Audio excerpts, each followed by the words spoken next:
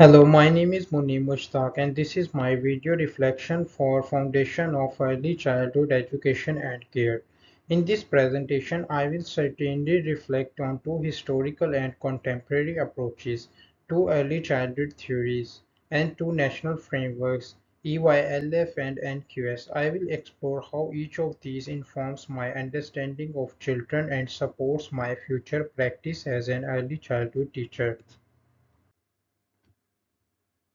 As a future early childhood teacher, I believe that understanding how children grow, learn, and interact is fundamental. This reflection explored the ideas of Froebel, Montessori, Reggio Emilia, and play-based learning. Along with Arison and Bronfenbrenner theories, I also reflect on how the EY, LF, and NQS frameworks guide my day-by-day decisions and shape my values of inclusion intentionally and responsiveness. Froebel approach. Friedrich Froebel, the founder of the kindergarten movement, saw plays as central to learning.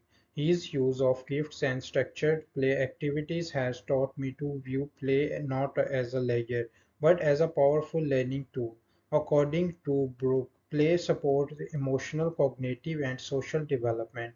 I now understand that as educators we must observe, support and guide play meaningful rather than controlling it. For example, a simple nature walk can spread conversation about seasons, textures and storytelling if it's done with intention.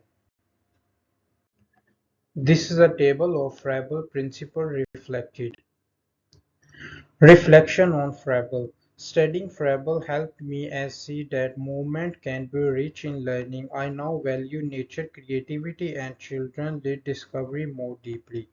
I also realized that my role is to create an environment where children feel safe to explore rather than telling them what to do. This mindset shift me has powerful for me. Montessori's approach. Maria Montessori's built on Froebel ideas by focusing on hands-on sensory-rich environments. According to Edward, prepared environment encourage independence and self-discipline. In my practice, I plan to use Montessori principle to support children autonomy, use Montessori principle like letting them choose their activities or engage with real-life tasks such as watering plants or slicing fruits with safe tools. This is a table of Montessori development educational theory. Key Montessori principles. 7 Montessori principles. My reflection on Montessori. Montessori taught me that when children are trusted, they thrive. I have shifted from thinking that educators must lead every step to trusting children curiosity.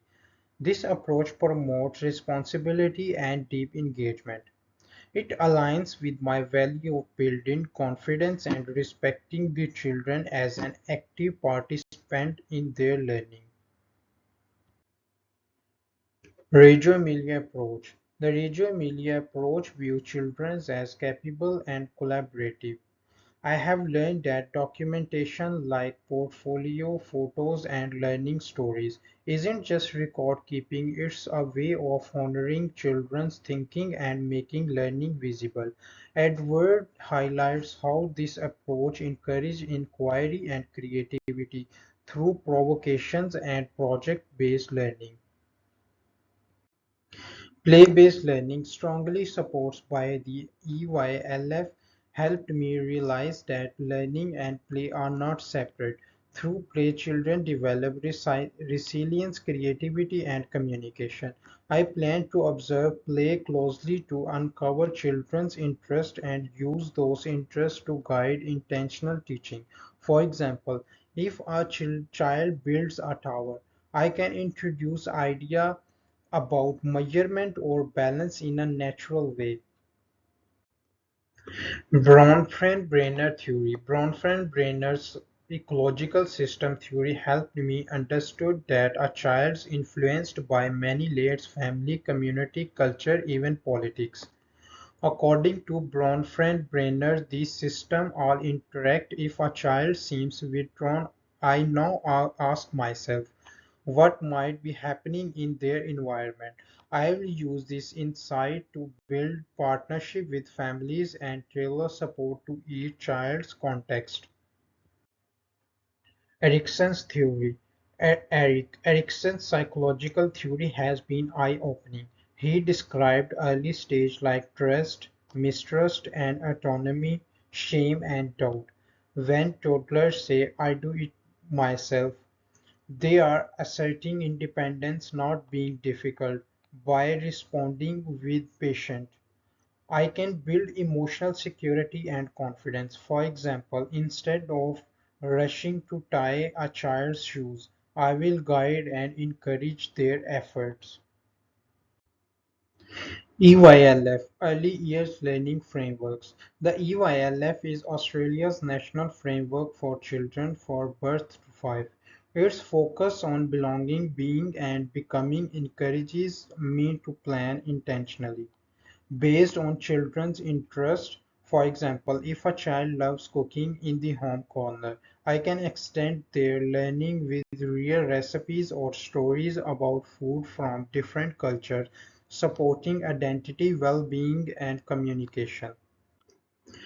NQS National Quality Standard. The NQS guides quality care across 7 key areas. It reminds me to create culturally safe environments, ensure health and safety, and work closely with families.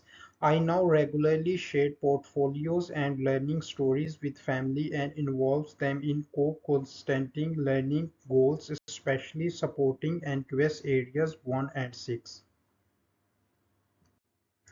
Final reflection.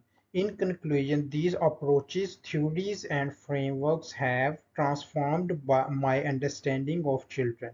I now see children as capable, curious individuals shaped by relationship and context. I am committed to inclusive, intentional teaching that respects each child's identity, whether through play documentation or prepared environments. I aim to foster growth across emotional, cognitive, and social dimensions. So, thank you so much for listening. Here's my reference.